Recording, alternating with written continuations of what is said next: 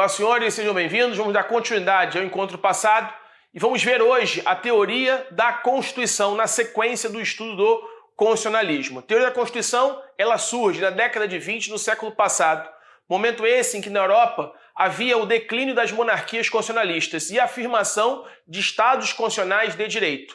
Estados europeus constitucionais resolvem compartilhar experiências comuns, formando uma teoria chamada de teoria da Constituição. Dentro da teoria da Constituição, dois tópicos ganham relevância. Dois tópicos costumam aparecer em prova em concurso público. O primeiro deles é a definição de Constituição. O que é uma Constituição? Para que serve uma Constituição?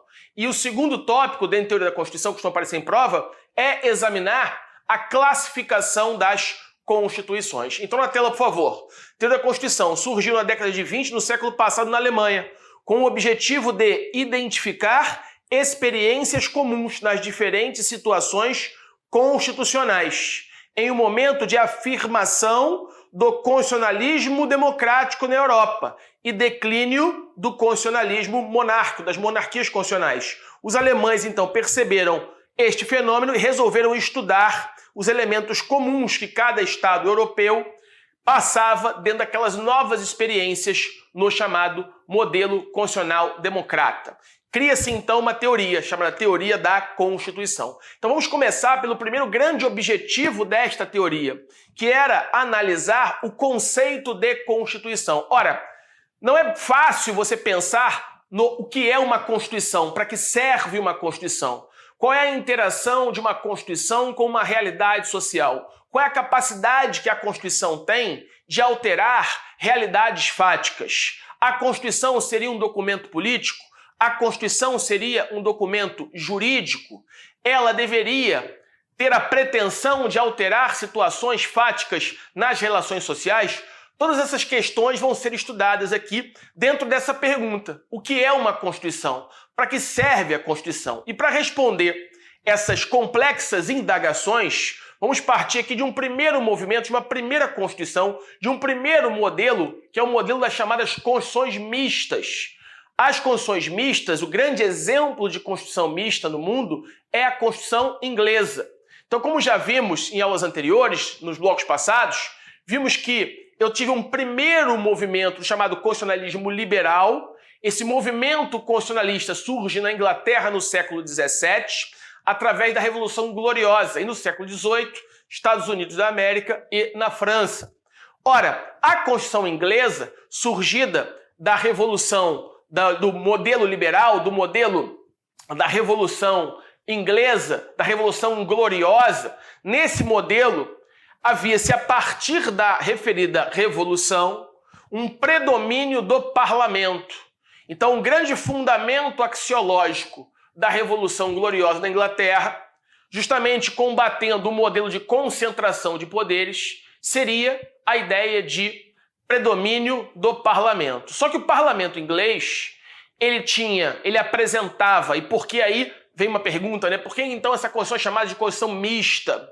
Por que ela seria uma precursora de um movimento constitucionalista, de uma Constituição ideal, por exemplo, de uma Constituição total? Porque dentro dessa perspectiva, e por isso chamada de Constituição mista, porque dentro desse modelo de predomínio, de supremacia do parlamento, havia, em que pese houvesse a divisão de poderes, porque o parlamento inglês era representado àquela época por três fontes distintas de legitimação.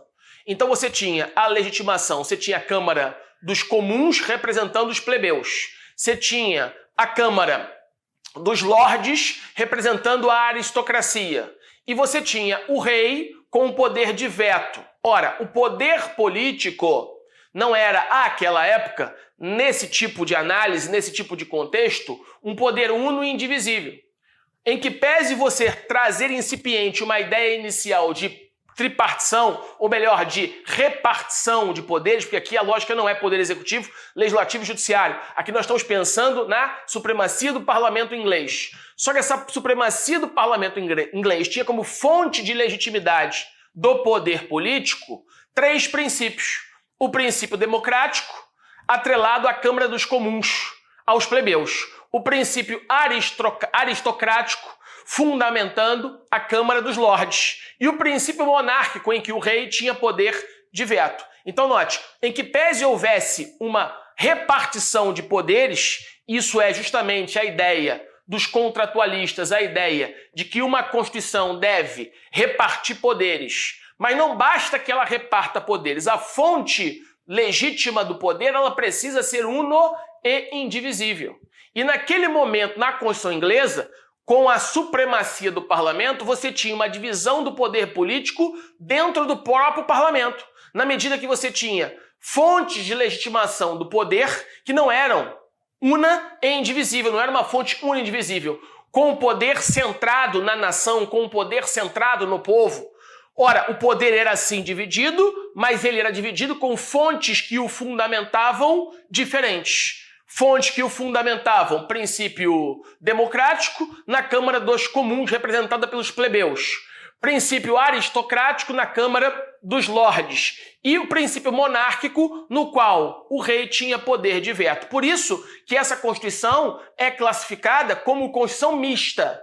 Mista porque, apesar de uma Constituição antiga, é um modelo antigo de Constituição, apesar de ela promulgar, ela propagar uma repartição de poderes, a fonte do poder, a fonte originária não era una e indivisível do poder político da soberania. Não era somente o princípio democrático, era o democrático, o aristocrático e o monárquico. Por isso, ela é chamada pela doutrina de Constituição mista. Na tela, por favor. Para responder a essas perguntas complexas, que perguntas? O que é uma Constituição? Para que serve uma Constituição? É importante analisar a primeira Constituição, que ainda é uma Constituição antiga. E o grande exemplo aqui na sua tela é a Constituição inglesa. E por que ela seria tida, então, como modelo, ainda que precursor, mas um modelo antigo de Constituição, e não uma Constituição moderna, representando a pré-história da Constituição, as chamadas Constituições mistas? Um dos exemplos, como eu acabei de dizer, é a Constituição inglesa. Ela representa uma experiência precursora do constitucionalismo moderno. Na Inglaterra, adotou-se o modelo no qual o poder era dividido entre o rei, princípio monárquico, o rei, princípio monárquico, os plebeus, princípio democrático, que representaria o povo, e a aristocracia, princípio aristocrático. Então, se perguntar numa prova, volta para mim, por favor, por que a Constituição inglesa representa os primórdios de um modelo constitucionalismo, de um constitucionalismo moderno, do que é uma Constituição moderna, você diria, ora, com a Revolução Gloriosa na Inglaterra, há repartição de poderes. Há repartição de poderes que é um dos fundamentos de uma norma constitucional, de um movimento constitucionalista, como nós vimos nos encontros passados, nos blocos passados. Ora, uma ideia de um constitucionalismo repartindo poderes está no cerne, na matéria do constitucionalismo. Agora, em que pese a Constituição inglesa promulgasse, em que pese ela prescrevesse tal situação de repartição de poderes, eu tinha o poder repartido ainda que no parlamento, mas a fonte do poder político não era uno e indivisível, não era uma fonte una e indivisível. O poder não se legitimava apenas da legitimação e do princípio democrático. Eu tinha convivendo o princípio democrático, o princípio aristocrático e o princípio monárquico. Por essa razão, por ter uma divisão de poderes, mas a fonte do poder não ser una e indivisível, ser efetivamente o povo e a nação, ela é chamada de uma Constituição mista, de uma experiência precursora de um movimento constitucionalismo, de um constitucionalismo moderno que surgiria com as experiências da Constituição americana, da Constituição francesa. Ok? Então esse é um primeiro ponto importante para responder a esta pergunta. O que é uma Constituição? Para que serve uma Constituição? Bom, aqui na tela, né, o que eu acabei de falar, tinha essa ideia de haver diferentes princípios de legitimação, 3 princípios, a partir da noção de soberania popular, como poder uno e indivisível. Entramos na esfera da Constituição moderna. Aqui sim, aqui na Constituição moderna, nas Constituições modernas, a fonte do poder é uma só, porque o poder é uno e indivisível. E a fonte única desse poder, visível, uno e indivisível, é a legitimação popular, é o princípio democrático, que na França se iniciou, como nós vamos ver, com o Abad CIEE.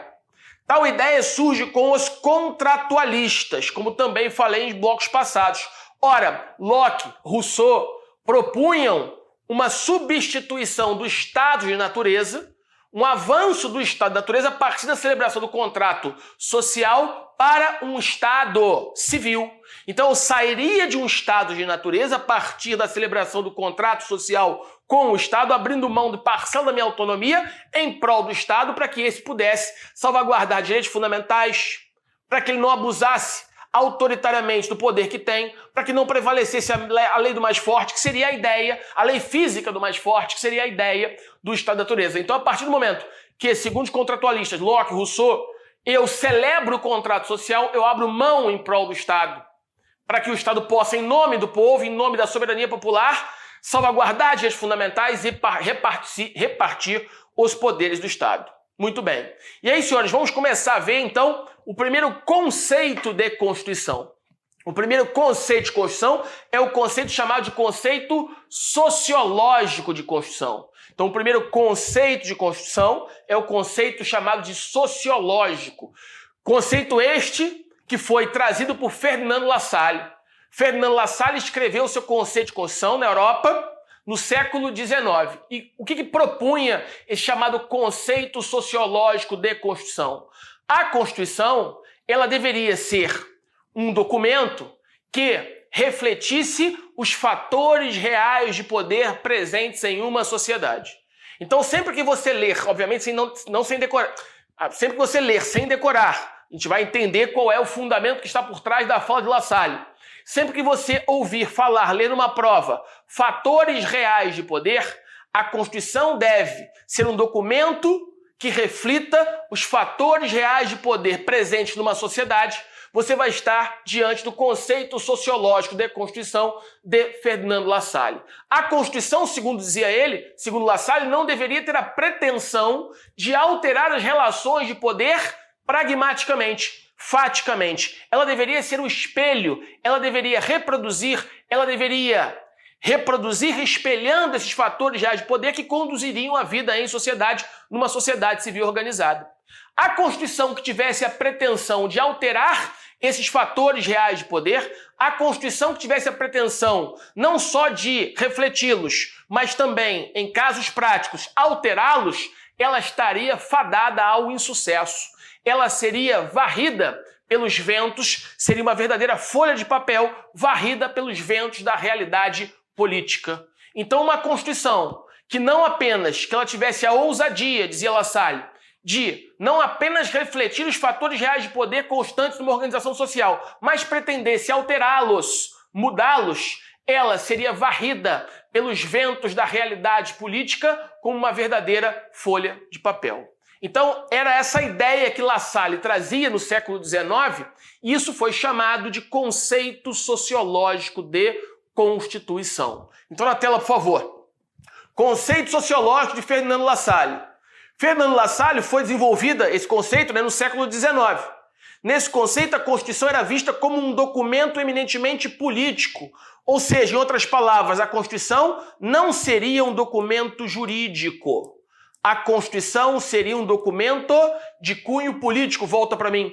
Ela não teria o condão de alterar relações de poder existentes no seio social, porque ela seria um documento eminentemente político. Na tela, por favor. De caráter programático e destinado ao legislador, voltado ao legislador, e não aos tribunais. Então, por essa tese, um tribunal não poderia declarar, por exemplo, um ato do poder público, uma lei violadora da Constituição.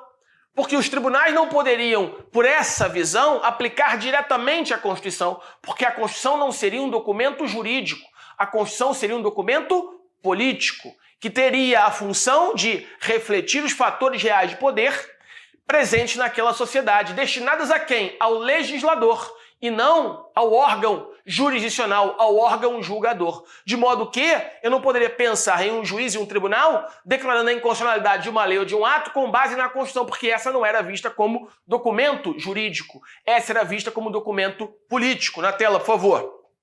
O legislador precisava legislar para dar pleno cumprimento à Constituição. A Constituição carecia, não possuía caráter normativo. Então, se eu pensasse aqui em La Salle, no caráter normativo da Constituição, na força normativa da Constituição, eu perceberia que ela careceria, ela não possuiria esse caráter impositivo. Seria, na verdade, uma norma dirigida ao legislador que deveria legislar para dar concretude aos seus comandos. Se o legislador não desse, se o legislador não legislasse, a Constituição não poderia ser sequer aplicada, porque ela não se aplicaria de pleno direito, por ser um documento eminentemente político, não um documento eminentemente jurídico. Então essa é a primeira, ou melhor, desculpe, essa é a definição de Constituição a partir de um critério sociológico. La Salle está escrevendo no século XIX.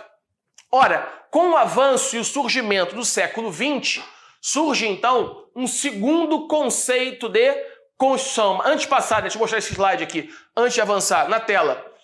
Para La Salle, a Constituição deve refletir, vou mostrar um slide do que eu já falei, né? Fatores reais, está escrito errado aqui, reais de poderes. Deve refletir fatores reais de poderes. Então, por isso que eu digo, sempre em prova de concurso, obviamente sem decorar. Quando você vir fatores reais de poder, você tem que ligar essa frase a La Salle, a Ferdinando La Salle, ao conceito sociológico de Constituição.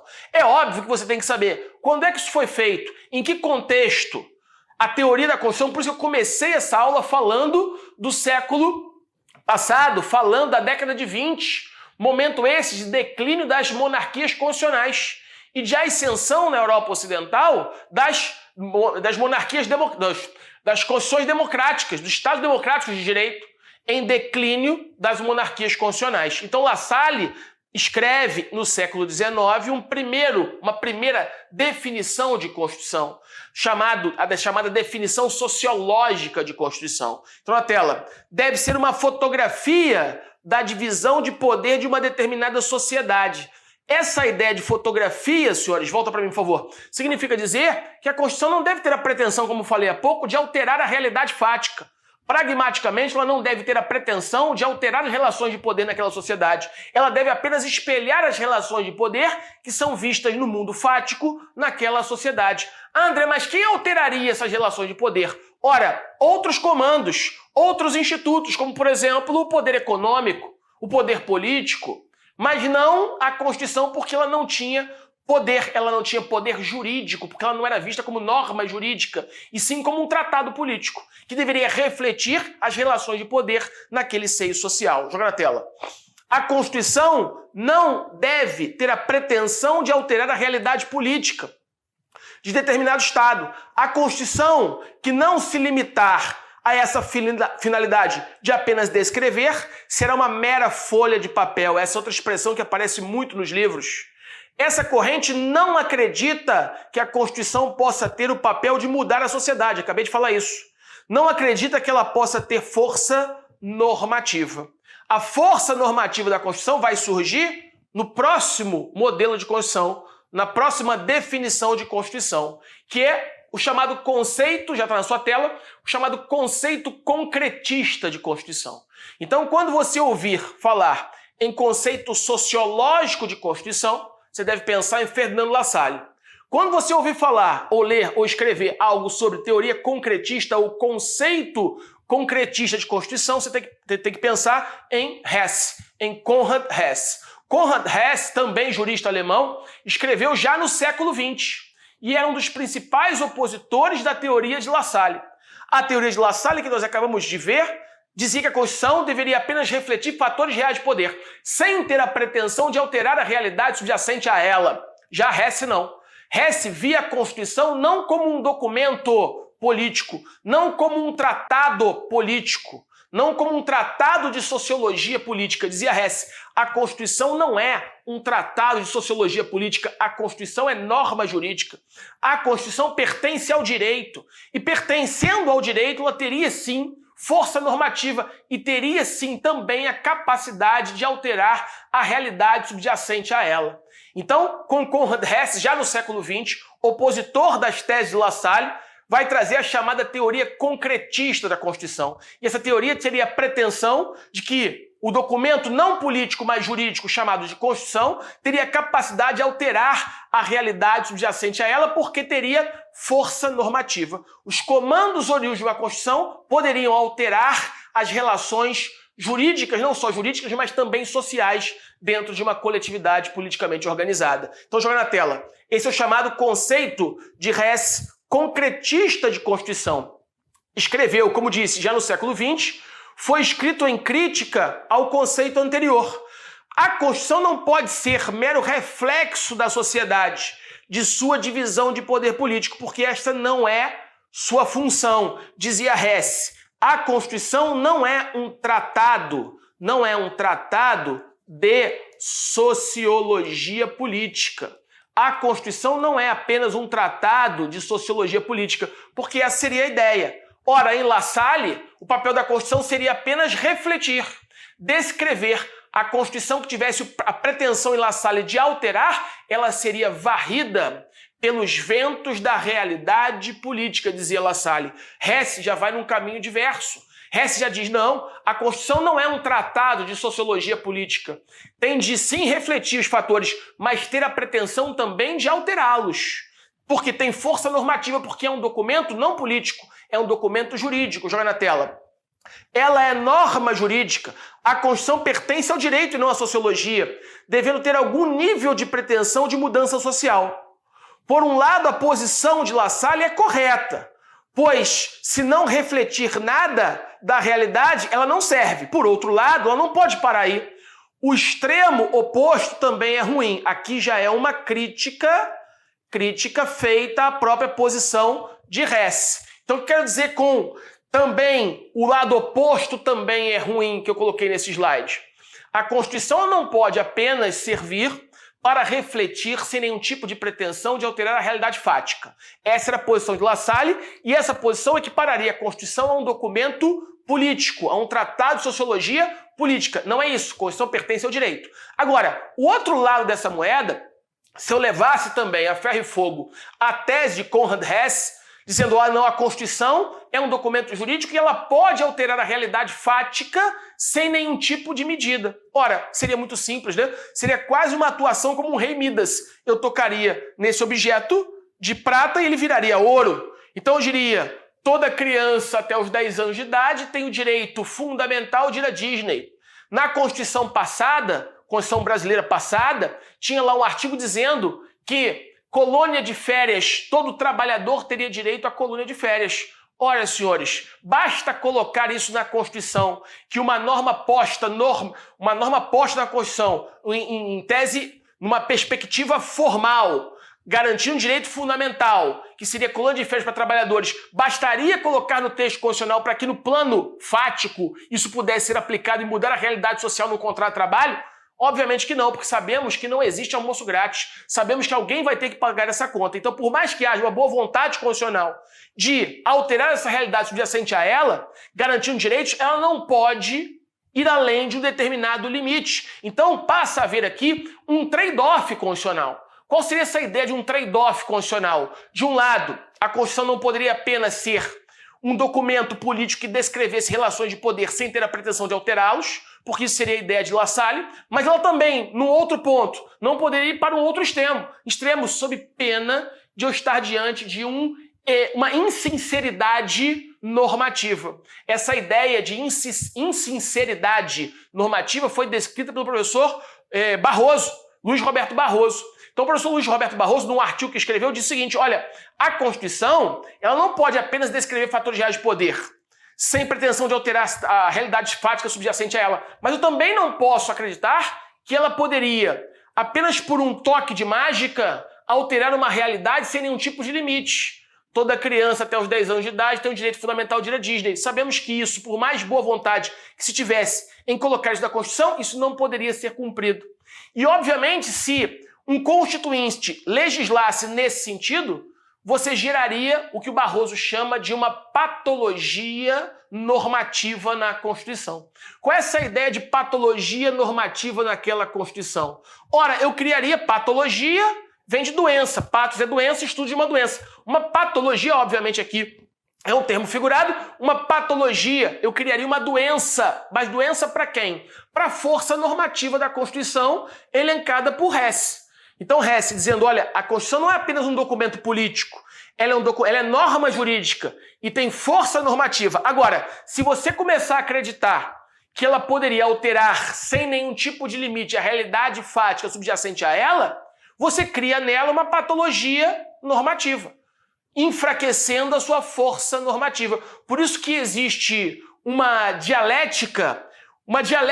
tensão dialética entre essa ideia dela refletir apenas fatores reais de poder, de um lado, e não ter a pretensão de alterá-los no mundo fático, mas também, de um outro lado, acreditar que ela poderia, de qualquer sorte, a qualquer custo, sem nenhuma relação com outros fatores que influenciam na realidade fática, como fatores religiosos, morais, econômicos, sendo certo que, enfrentando essas barreiras, ela não vai poder alterar a realidade subjacente a ela de forma ilimitada, criando, então, uma insinceridade normativa e uma patologia na força normativa daquela Constituição. São expressões que eu não retirei da minha cabeça, são expressões que estão no livro do professor Luiz Roberto Barroso, Efetividade das Normas Constitucionais, que foi um dos primeiros trabalhos escritos pelo professor Luiz Roberto Barroso, falando justamente dessa teoria, conceito concretista de Conrad Hess, ok? Então, senhores, voltando aqui na tela, né? Ora, então voltando, a Constituição é norma jurídica, deixa eu limpar para ficar mais fácil. A Constituição é norma jurídica, pertence ao direito, devendo ter algum nível de pretensão, alguns, senhores. Mas, por outro lado, a posição de La Salle é correta, pois se não refletir a realidade, a Constituição não serve para nada. Por outro lado, o outro extremo, né, defendido por Hess, também o oposto é ruim, sob pena de você criar, expressão do Barroso, uma insinceridade normativa, que seria a Constituição prometer o que não pode alcançar. Exemplo, a Constituição passada previa que os trabalhadores tinham direito à colônia de férias, previsão inviável. Então bastaria colocar na Constituição que toda criança tem direito a ir à Disney até os 10 anos, para isso se concretizar, sabemos que não é assim que funciona. E para fechar, quando o Constituinte, então, insere algo que não pode ser cumprido, já falei isso, ele cria, também, expressão do Barroso, uma patologia na Constituição, uma doença na Constituição. Doença que atinge a quem, senhores? Atinge a sua força normativa. Então, essa patologia na Constituição, ela atinge a força normativa da Constituição. Ela vai atingir a força normativa da Constituição. Então, Hess propunha a Constituição, para fecharmos esse bloco, não é um documento político, não é um documento de boas intenções, não é um tratado de sociologia, tem que ter alguma pretensão para alterar a realidade fática, ela tem força normativa, ela é norma jurídica, ela pertence ao direito. Agora, eu não posso perder a medida disso. Eu não posso acreditar que, como um passe de mágica, ela poderia alterar a realidade fática subjacente a ela, sem reconhecer nessas relações outros fatores que podem influenciar naquele tipo de mudança, sob pena de se criar uma patologia normativa, violando a força normativa da Constituição e, obviamente, em consequência a isso, ela cair em descrédito. Ok? Na tela. Fazendo com que a Constituição perca a força diante da sociedade e, obviamente, perdendo a força viria o descrédito. Faz com que ela perca a credibilidade e a sua força normativa. O parâmetro, então, seria o seguinte: a Constituição tem força normativa, sim, tem que querer modificar a realidade social, mas não pode ir longe demais, prevendo o inalcançável, de maneira que deve haver um equilíbrio entre essas forças que, no caso concreto, podem alterar a realidade subjacente, e a Constituição é uma delas, segundo Hess. Tudo bem? Terminamos, então, esse primeiro bloco. No bloco seguinte, continuaremos a analisar outros conceitos de Constituição. Aguardo-os lá. Um abraço, fiquem com Deus.